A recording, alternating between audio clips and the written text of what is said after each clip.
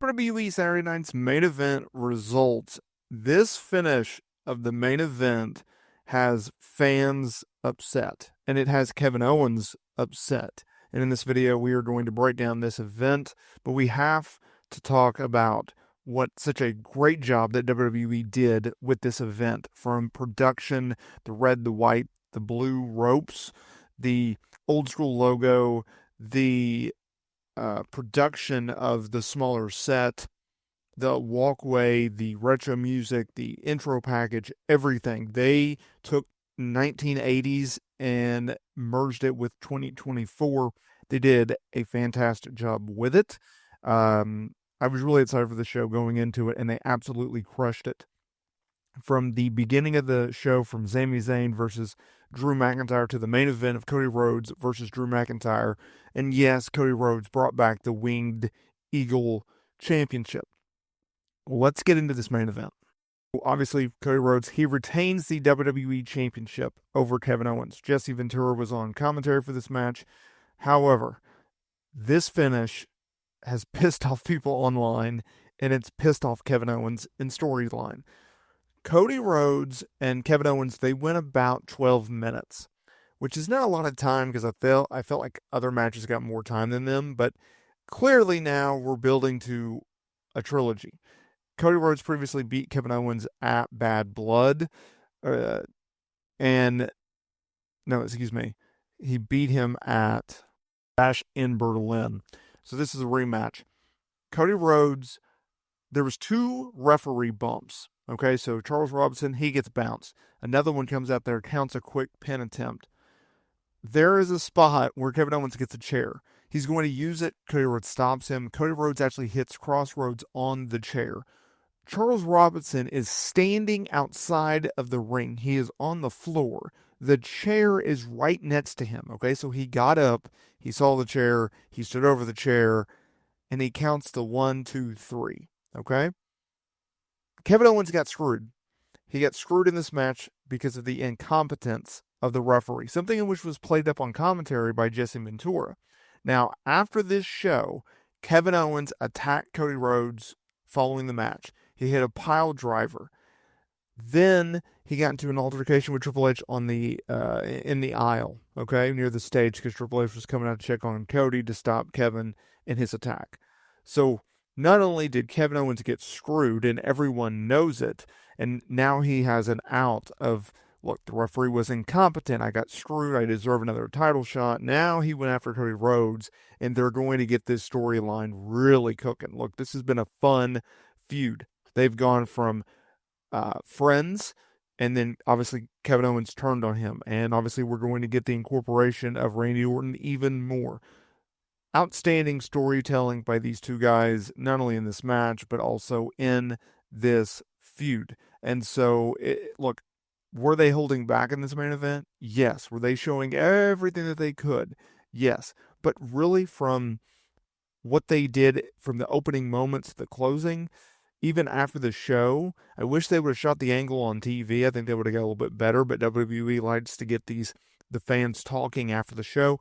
Regardless, a heck of a job by WWE, a heck of a job from Cody Rhodes, Kevin Owens, of really putting extra heat on this feud as we head into 2025. Now the question is, do you do it on the Raw Netflix debut episode? Do you do it at the Royal Rumble? Do you do it at the second Saturday night's main event special? A lot of questions, not a lot of answers, but a lot of fun stuff. Let's get into the opening match. Sami Zayn, Drew McIntyre. A good match. I thought this was actually the best match of the night.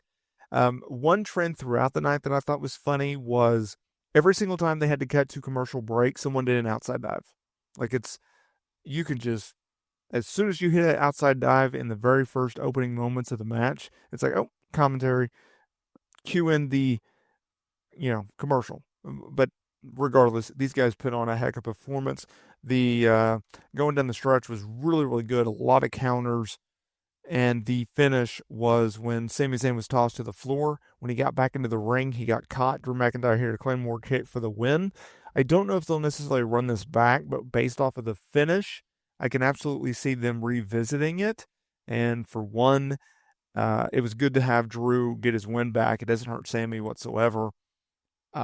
it leans towards a rematch, but we will see. But coming off the Punk feud, yeah, Drew needed a win. Then it was Women's World Champion Liv Morgan versus Eos Sky. This was another really, really good match. I would say this was probably the third best match on the show. Obviously, Liv Morgan retained the title. Everybody and their dog knew that she would. It happened when Sky actually hit a knee strike before going to the top rope and going for a moonsault, but Liv caught her with the knees up and hit her finisher for the win. Eos sold it extremely well. I was very impressed with that. What's more important is what happened after the match. After the match, Liv Morgan, Raquel Rodriguez, Dominic Mysterio walking up the aisleway. Rhea Ripley comes out, confronts her, and has a stare down with Liv holding up the title. Obviously, they are building towards Rhea Liv 3, as we thought they would be. It's just a matter of now, when do you do it? Raw on Netflix, Royal Rumble, Saturday Night's Main Event, Mania. I don't think they're going to wait till Mania, but we don't know when. If I had to guess, it's probably Raw on Netflix, have Rhea win the championship, and we move on. Gunther defending the World Heavyweight Championship against Damian Priest and Finn Balor. Like I said, this was probably the second best match on the show, and as you figured it would be. I mean, these guys can go.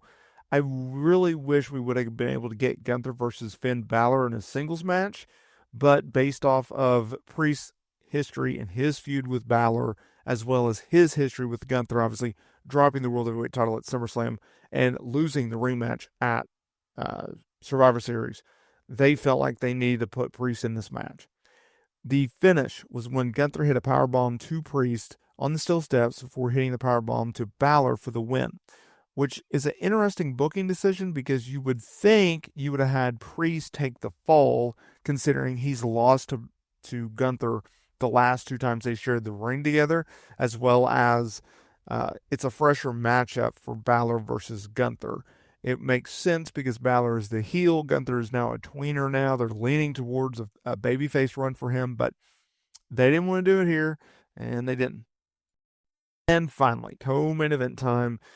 It was the first ever Women's United States Championship match. It was Michin taking on Chelsea Green.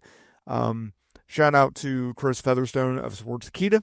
He had reported, I believe, Wednesday or Thursday that Chelsea Green was going to go over. She was going to win the championship here, and she was going to be the first ever women's U.S. champion. I felt like Bayley deserved it, but I'm happy for Green. This is her first WWE singles title ever. It's her first singles title since 2017 in TNA. And the finish happened when Michin drop-kicked Piper Niven off the apron. There was constant outside interference by Piper Niven in this match before Green countered a move in the corner, hit the Imperator for the 1, 2, 3. Nick Aldis came out there, raised her hand, celebrated with her in the ring. It was a feel-good moment for her. Like I said, I don't have a problem with her going over. I thought it was very predictable going to the finals, but I'm not mad about it.